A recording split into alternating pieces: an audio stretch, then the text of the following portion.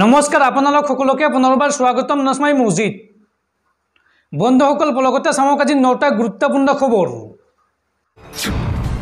প্ৰথমটো খবৰ 2024 লোকসভা নিৰ্বাচনৰ পূৰ্বে শক্তি বৃদ্ধি হল কংগ্ৰেছৰ সহ লোকক লগত লৈ বিজেপি এৰি কংগ্ৰেছত যোগদান প্ৰাক্তন বিধায়কৰ লগতে প্ৰাক্তন মন্ত্ৰীও যোগদান কৰিলে কংগ্ৰেছত নিৰ্বাচনৰ পূৰ্বে শক্তি বৃদ্ধি হল কংগ্ৰেছৰ সহ লোকক লগত লৈ এবাৰ প্ৰাক্তন মন্ত্ৰী আৰু বিধায়কে যোগদান কৰিলে কংগ্ৰেছত ৰাজীৱ ভৱনত কংগ্ৰেছৰ বৃহৎ যোগদান কাৰ্যসূচী প্ৰাক্তন মন্ত্ৰী গোপীনাথ দাস আৰু প্ৰাক্তন বিধায়ক আমিনুল হক লস্কৰৰ কংগ্ৰেছত যোগদান বিজেপি এৰি কংগ্ৰেছত যোগদান আমিনুল হক লস্কৰৰ লগতে এআইইউডিএফৰ জ্যেষ্ঠ নেতা ৰাজীৱ আহমেদৰ যোগদান কংগ্ৰেছত জিতেন্দ্ৰ সিং আৰু এপিচিচিৰ সভাপতি ভূপেন বৰাৰ উপস্থিতিত এই বৃহৎ যোগদান সভা অনুষ্ঠিত হয় প্ৰাক্তন মন্ত্ৰী আৰু বিধায়কৰ সহ সমৰ্থকেও যোগদান কৰে কংগ্ৰেছত পৰৱৰ্তী খবৰ 25 মাৰ্চ আৰু 8 এপ্ৰিলত দুটাকৈ বিৰল মহাজাগতিক পৰিঘটনাৰ সাক্ষী হ'ব বিশ্ববাসী মাত্ৰ 14 দিনৰ ভিতৰতে দুটাকৈ বিৰল মহাজাগতিক পৰিঘটনাৰ সাক্ষী হ'ব সমগ্ৰ বিশ্ববাসী এই সন্দৰ্ভত চাৱাহক সবিশেষ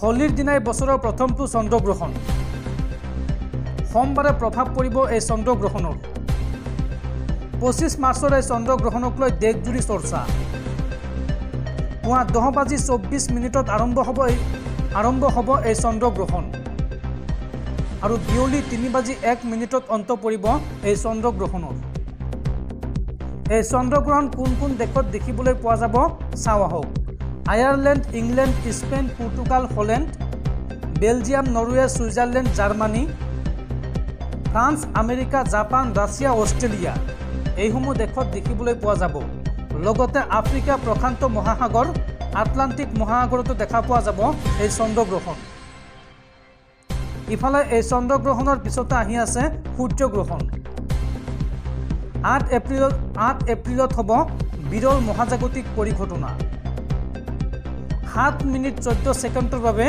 অন্ধকাৰচ্ছন্ন হৈ যাব পৃথিৱী দুপৰীয়া 2:12 লুকাই যাব সূৰ্য 8 এপ্ৰিলত হ'বলৈ গৈ আছে বিৰল মহাজাগতিক পৰিঘটনা দুপৰীয়া 2:12 সূৰ্য গ্ৰাস কৰিব এই গ্ৰহণে আৰু 7 মিনিট 14 ছেকেণ্ড হ'ব পূৰ্ণগ্ৰাস সূৰ্যগ্ৰহণ 2:13 পৰা আংশিক পোহৰ পৰিব পৃথিৱীত আৰু তেতিয়া তৰাতকৈ অকণমানহে ডাঙৰ দেখা যাব এই সূৰ্যটো এই তথ্য জনাইছে বৈজ্ঞানিকসকলে পৰৱৰ্তী খবৰ কেন্দ্ৰীয় চৰকাৰৰ বৃহৎ ঘোষণা বন্ধ কৰা হ'ব দেশৰ 21 লাখ সিম কাৰ্ড বৰ্তমান ব্যৱহাৰ হৈ থকা 21 লাখ সিম কাৰ্ডৰ নথিপত্ৰ ভুৱা বুলি প্ৰমাণিত হৈছে আৰু এনে সিম কাৰ্ড নিষ্ক্ৰিয় কৰিবলৈ টেলিকম কোম্পানীসমূহক নিৰ্দেশ দিছে দেশৰ দূৰসংযোগ বিভাগে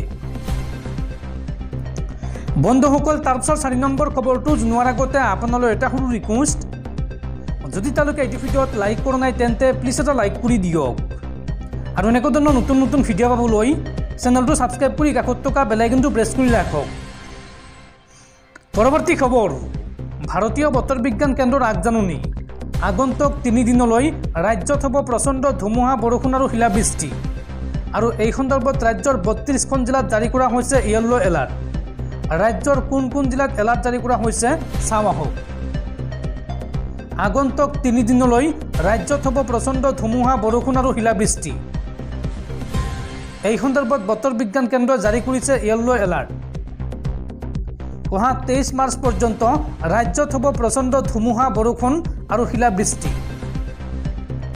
ৰাজ্যৰ 32খনকৈ জিলাত এই সন্দৰ্ভত জাৰি কৰা হৈছে য়েল্লো এলাৰ্ট অসমৰ কোন জিলাত এলাৰ্ট জাৰি কৰা হৈছে চাৱাহক তিনিচুকীয়া ডিব্ৰুগড় শিৱসাগৰ ধেমাজি লখিমপুৰ মাজুলী যোৰহাট গোলাঘাট পূব কাৰ্বি আংলং বিশ্বনাথ শোণিতপুৰ নগাঁও হোজাই ডিমা হাছাও শিলচৰ হাইলাকান্দি কৰিমগঞ্জ পশ্চিম কাৰ্বি আংলং নগাঁও মৰিগাঁও কামৰূপ মহানগৰ দৰং ওদালগুৰি বাক্সা লগতে নলবাৰী, কামৰূপ, বৰপেটা আৰু গোৱালপাৰা এইকেইখন জিলাত য়েলো এলাৰ্ট জাৰি কৰিছে বতৰ বিজ্ঞান কেন্দ্ৰই। অহা 23 মাৰ্চলৈকে এই ৰাজ্যৰ এইকেইখন জিলাত প্ৰচণ্ড ধুমুহা বৰষুণৰ লগতে শিলাবৃষ্টিৰ সম্ভাৱনা আছে। এই কথা জনাইছে ভাৰতীয় বতৰ বিজ্ঞান কেন্দ্ৰই। পৰৱৰ্তী খবৰ, নাগৰিকত্ব সংশোধনী আইন চমুকৈ কা সন্দৰ্ভত পুনৰ ডাঙৰ ঘোষণা কেন্দ্ৰীয় গৃহমন্ত্ৰী অমিত শ্বাহৰ। গৃহমন্ত্ৰী অমিত শ্বাহে এই সন্দৰ্ভত মন্তব্য কৰি কয় যে কাক লৈ ভাৰতীয় মুছলমানে মনত সংশয় ৰাখিব নালাগে। কাৰ বাবে কোনো মুছলমানৰ নাগৰিকত্ব কৰ্তন কৰা নহয়, এই আশ্বাস গৃহমন্ত্ৰী অমিত শ্বাহৰ। নাগৰিকত্ব সংশোধনী আইন চমুকৈ কাক লৈ আজি পুনৰ মন্তব্য প্ৰকাশ কৰিছে কেন্দ্ৰীয় গৃহমন্ত্ৰী অমিত শ্বাহে। অমিত শ্বাহে বুধবাৰে পুনৰ কয় যে নাগৰিকত্ব সংশোধনী আইনে নাগৰিকত্ব কাঢ়ি নিব নোৱাৰে আৰু ভাৰতীয় মুছলমানসকলে এই আইনখনক ভয় কৰাৰ প্ৰয়োজন নাই। নিউজ 18 ৰাইজিং ভাৰত সন্মিলনত ভাষণ দি অমিত শ্বাহে বিৰোধী দলৰ বিৰুদ্ধে কা সম্পৰ্কে ভুল তথ্য প্ৰচাৰ কৰাৰ অভিযোগ উত্থাপন কৰে। তেওঁ কয় যে আইনখন গৃহীত হোৱাৰ পাছত দেশত যথেষ্ট বিভ্ৰান্তি বিয়পি পৰিছিল। ভোট বেংকৰ ৰাজনীতিৰ বাবে বিৰোধীয়ে দেশত মিছা কথা বিয়পাইছে। নাগৰিকত্ব সংশোধনী আইন চমুকৈ কাৰো নাগৰিকত্ব কাঢ়ি নিনিয়ে, এই মন্তব্য গৃহমন্ত্ৰী অমিত শ্বাহৰ। তেওঁ লগতে ব্যাখ্যা কৰে যে পাকিস্তান, আফগানিস্তান আৰু বাংলাদেশৰ সংখ্যালঘু লোকসকলে চৰকাৰী আঁচনিৰ লাভালাভ লাভ কৰিবলৈ সক্ষম নহয়, কিয়নো তেওঁলোকৰ এতিয়ালৈকে নাগৰিকত্ব নাই। কাৰ অধীনত আৱৰা লোকসকল অনুপ্ৰৱেশকাৰী নহয়, কিন্তু তেওঁলোক নিৰ্যাতিত ব্যক্তি। তেওঁ লগতে কয় যে ভাৰতীয় মুছলমানসকলে এই আইনক লৈ ভয় কৰাৰ একো নাই। অমিত শ্বাহে লগতে স্পষ্ট কৰি দিছিল যে তাত ৰাষ্ট্ৰীয় নাগৰিকপঞ্জী সম্পৰ্কীয় একো নাই। তেওঁ কয় যে সকলোৱে এই নাগৰিক আইনৰ অধীনত জীয়াই থাকিব লাগে, যাৰ ধৰ্মীয় স্বাধীনতাৰ ওপৰত কোনো প্ৰভাৱ নপৰে, এই মন্তব্য গৃহমন্ত্ৰী অমিত শ্বাহৰ। পৰৱৰ্তী খবৰ, বৰপেটাৰ সাংসদ তথা জ্যেষ্ঠ কংগ্ৰেছী নেতা আব্দুল খালেকৰ পদত্যাগ পত্ৰ প্ৰত্যাহাৰ। এতিয়া কংগ্ৰেছতো থাকিব আব্দুল খালেক। কংগ্ৰেছ নেত্ৰী ছোনিয়া গান্ধীক সাক্ষাতৰ পিছতেই প্ৰত্যাহাৰ কৰিলে পদত্যাগ পত্ৰ আৰু কংগ্ৰেছৰ ৰাষ্ট্ৰীয় অধ্যক্ষ মল্লিকাৰ্জুন খাৰ্গেক সাক্ষাৎ কৰি পদত্যাগ পত্ৰ প্ৰত্যাহাৰ কৰে। উল্লেখযোগ্য যে লোকসভা নিৰ্বাচনত প্ৰাৰ্থিত্বৰ পৰা বঞ্চিত হৈ দাখিল কৰিছিল পদত্যাগ পত্ৰ। পৰৱৰ্তী খবৰ, গুৱাহাটীৰ বায়ু প্ৰদূষণক লৈ ৰাজ্যিক প্ৰদূষণ নিয়ন্ত্ৰণ বৰ্ডৰ স্পষ্টীকৰণ। ছুইজাৰলেণ্ডৰ সংস্থাৰ প্ৰতিবেদন নস্যাৎ ৰাজ্যিক প্ৰদূষণ নিয়ন্ত্ৰণ বৰ্ডৰ আৰু গুৱাহাটীবাসীক ভীতিগ্ৰস্ত নহ'বলৈ আহ্বান ৰাজ্যিক প্ৰদূষণ নিয়ন্ত্ৰণ বৰ্ডৰ। পৰৱৰ্তী খবৰ, ইভিএম অবিহনে ইলেকশ্যনত জিকিব নোৱাৰে নৰেন্দ্ৰ মোদী আৰু বিজেপি দল। প্ৰধানমন্ত্ৰী মোদীৰ বিৰুদ্ধে এইবাৰ 5টাকৈ বিস্ফোৰক অভিযোগ কংগ্ৰেছৰ যুৱৰাজ ৰাহুল গান্ধীৰ। বিজেপি আৰু প্ৰধানমন্ত্ৰী নৰেন্দ্ৰ মোদীৰ বিৰুদ্ধে 5টাকৈ মহা বিস্ফোৰণ কংগ্ৰেছৰ যুৱৰাজ ৰাহুল গান্ধীৰ। ইভিএম অবিহনে ইলেকশ্যনত জিকিব নোৱাৰে নৰেন্দ্ৰ মোদীয়ে। ৰজাৰ আত্মা ইভিএমত সোমাই আছে। সাহস আছে যদি ইভিএম অবিহনে দেশত ইলেকশ্যন পাতক নিৰ্বাচন আয়োগে, এই প্ৰত্যাহ্বান কংগ্ৰেছৰ যুৱৰাজ ৰাহুল গান্ধীৰ।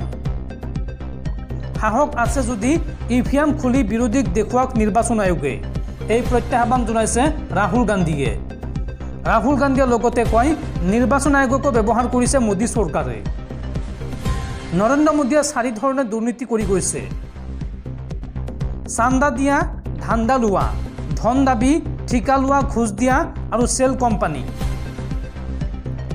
ইলেক্টৰেল বণ্ডে সকলো কথা প্ৰমাণ কৰিছে। দেশৰ প্ৰতিজন ব্যক্তিয়ে এতিয়া বিজেপি মুক্ত ভাৰত বিচাৰে, এই মন্তব্য কংগ্ৰেছ নেতা ৰাহুল গান্ধীৰ।